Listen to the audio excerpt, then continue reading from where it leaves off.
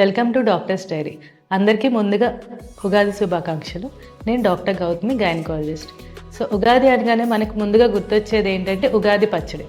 So Ugadi పచ్చడి అంటే ఎందుకు తింటామని పిల్లలు అడుగుతుంటే అందరూ ఏం చెప్తారు? It's a mixture of emotions.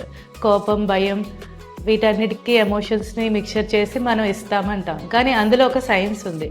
అది మహర్షులు ముందుగానే తెలుసుకుని అదొక మెడిసిన్లా మనకి ఇచ్చారు. సో ఆయుర్వేద వాళ్ళు ఏం చెప్తారంటే వాత, పిత, కఫ దోషాలు తగ్గిస్తాయి అంటారు.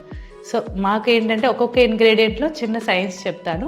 సో ఉగాది పచ్చడిలో వేసే మామిడికాయ ముక్కల్లో వైటమిన్ సి ఉంటుంది. సో వైటమిన్ సి అనేది మన ఇమ్యూనిటీని బూస్టప్ చేస్తుంది. ప్లస్ వైటమిన్ సి వల్ల వచ్చే లాభాలు మనకి ఎలాగో తెలుసు. సో రెండోది బెల్లం. బెల్లం is a very iron rich food అనమాట. సో అది అందులో అందుకే వేస్తారు అందులో. సో ఇంకోటి పెప్పర్.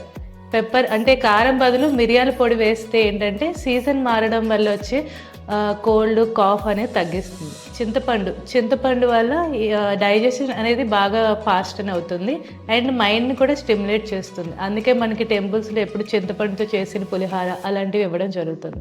సో ఇది ఒక మెడిసినల్ యూజ్ ఉంది కాబట్టి మనం తినడం వల్ల. ఇంకోటి వేప పువ్వు ఎందుకు ఇస్తామంటే కొత్తగా చిగురించిన వేప పువ్వు వల్ల డీవార్మింగ్ ఎఫెక్ట్. మనం ఆల్బెండజోల్ ఇస్తాం కదా, ఒకప్పుడు ఈ మెడిసిన్స్ ఏమి ఉండేవి కాదు. సో ఈ వేప పువ్వు వల్ల మనకి లోపల ఉన్న నులి పురుగులు గట్ట పోవడానికి ఇస్తూ ఉంటారు. ఒకప్పుడు ఉగాది పచ్చడి నెలంతా తినేవాళ్ళు.